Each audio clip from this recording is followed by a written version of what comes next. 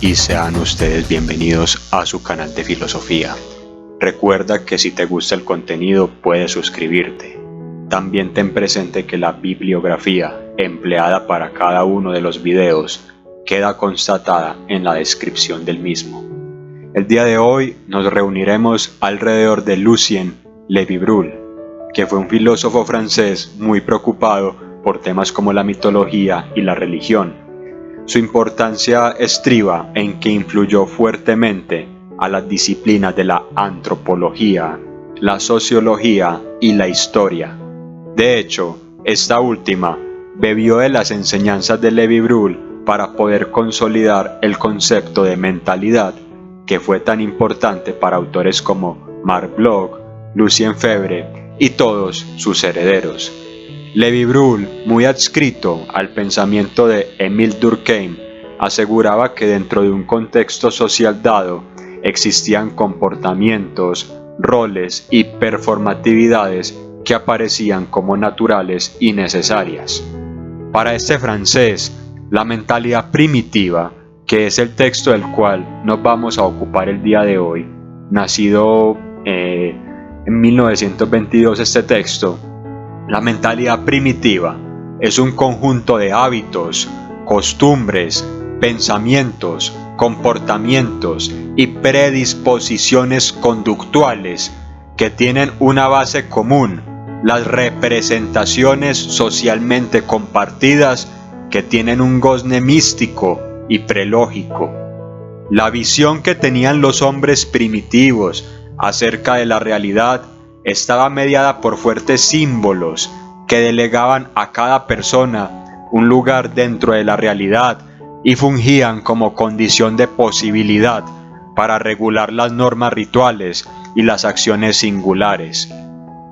Cuando nos referimos a la noción de mentalidad, básicamente estamos atendiendo a la siguiente pregunta: ¿cómo pensaban los hombres y mujeres de una época y lugar determinados, y por qué su pensamiento parecía para ellos lo más natural e idóneo? Quizá, de buenas a primeras, esto parece una cuestión ingenua e inocua, pero de tal ejercicio reflexivo se decantan interrogantes sobre los elementos más constitutivos de la vida humana. Se hace menester cuestionarse sobre los sentimientos, temores y esperanzas de los individuos y sociedades a través de la historia. Es claro y evidente, por ejemplo, que todos sentimos miedo, pero ello no es reductible a los procesos físico-químicos al interior del cuerpo y cómo estos están entretejidos a un sistema complejo de estímulos ambientales. La conciencia singular y colectiva construye sus propias coordenadas para entenderse a sí misma y racionalizar lo que incluso parecieran los impulsos más primitivos de su propia existencia. Por tanto, no es factible comprender un fenómeno humano aislado de la mentalidad de su época. A mí, dicho esto, me embargan miedos diferentes a los de un hombre de la Edad del Bronce. A mí me puede generar angustia la incertidumbre laboral propia del mundo capitalista, y a nuestro sujeto, ávido en la lectura, más bien en la escucha, de los relatos homéricos, que vivía en una vida pastoril, que también estaba supeditado a unos ejercicios bélicos, le brota una inconmensurable cantidad de temor el solo hecho de pensar que los dioses no van a favorecer sus empresas militares. La mentalidad es un todo que nutre las capas de la existencia de la vida de los hombres. Esta le da sentido, orden y dirección no solo a los pensamientos en un sentido racionalista, sino a todos los avatares de la vida humana, a todo lo que tiene una lógica económica, política o cívica.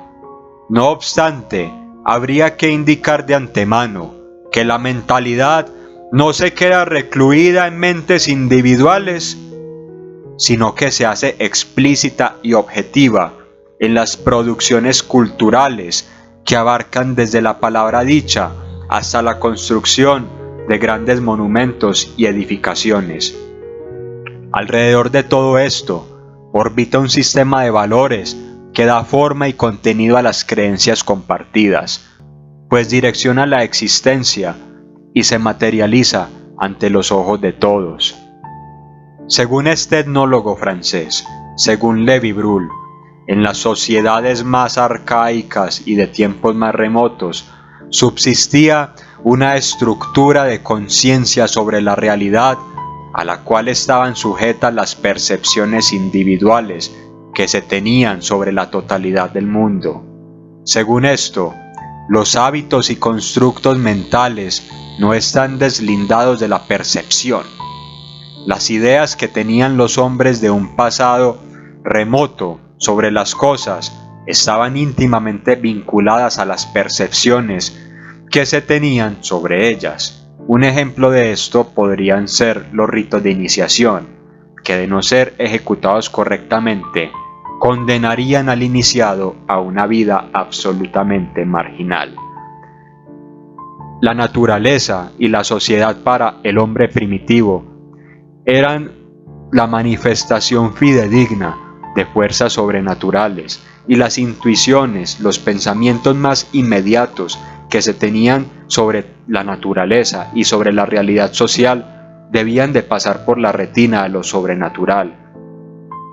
Lévi-Brul aseguraba que la mentalidad primitiva era eminentemente mística, porque buscaba la causalidad de todos los fenómenos en lo oculto y en lo sobrenatural.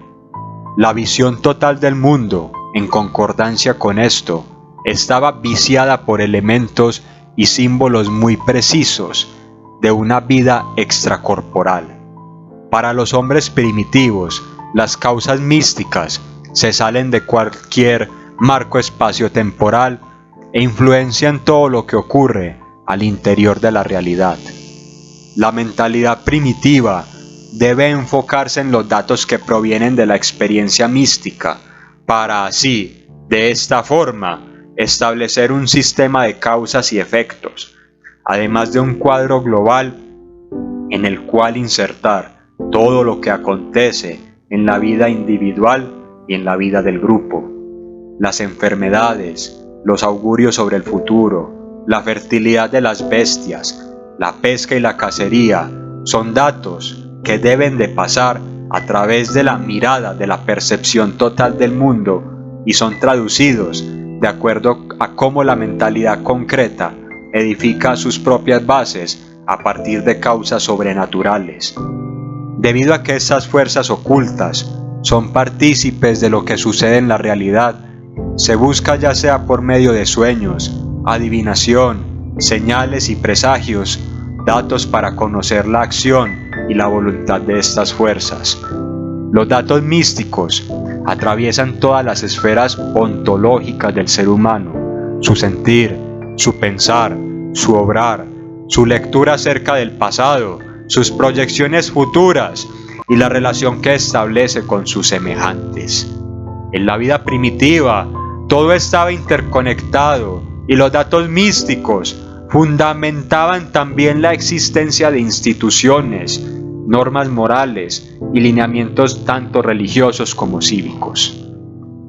Un ejemplo de cómo los primitivos creían que la existencia de lo sobrenatural tenía plena injerencia y soberanía sobre sus vidas lo muestra Lévi-Brul en el relato recolectado por un misionero inglés en el sur de África, que decía que uno de los miembros de la tribu a la cual asistía le comentaba que él no podría morir por el frío, pues las personas solo reciben daño por la soberanía de los espíritus y de los entes sobrenaturales. Otro testimonio, esta vez de los misioneros en Nueva Zelanda, argumentaba que los nativos atribuían a un espíritu llamado Atua la causa de las enfermedades, pues éste devoraba toda la energía vital. Asimismo, las observaciones sobre la muerte entre los aborígenes australianos dieron como resultado que los miembros de diversas tribus tenían en su imaginario la idea de que ésta es causada por la acción de un brujo, de algún instrumento mágico o de algún ser sobrenatural que les robaba las habilidades de batalla, les daba mala suerte en la cacería causando accidentes o les arrebataba la salud. El hombre primitivo, que se veía acongojado por estos sentimientos trágicos, ideó cualquier cantidad de conjuntos de ritos, de costumbres y de hábitos para salvaguardarse de la ira espiritual o para adquirir el beneplácito de las fuerzas místicas que operan detrás de todo. Las ofrendas de comida dejadas en santuarios y el uso de artilugios mágicos pretendía darle a la persona primigenia una ilusión de control sobre la realidad. Arreglar el mundo de acuerdo con estas prácticas correspondía a una visión de tal mundo, a una cosmovisión constituida en torno a lo sagrado. La mentalidad prelógica podría verse en cómo los nativos del este de África, en las colonias alemanas de esa época, intentaban explicar los ataques de los cocodrilos. Los primitivos exponían que un brujo podría tomar el lugar del cocodrilo para atacar a alguien sin fundirse con la esencia del animal. Dentro de la percepción primitiva era posible asegurar esto. Algunos otros decían que los magos estaban facultados para transformar a los muertos en serpientes y cocodrilos con la finalidad de atacar a otras personas. Otra leyenda muy peculiar se presentaba en el Congo francés. Esta era la del hombre tigre. Se creía que un ser humano podría encarnarse o transformarse en este animal, o incluso tener a un peligroso animal salvaje bajo sus órdenes.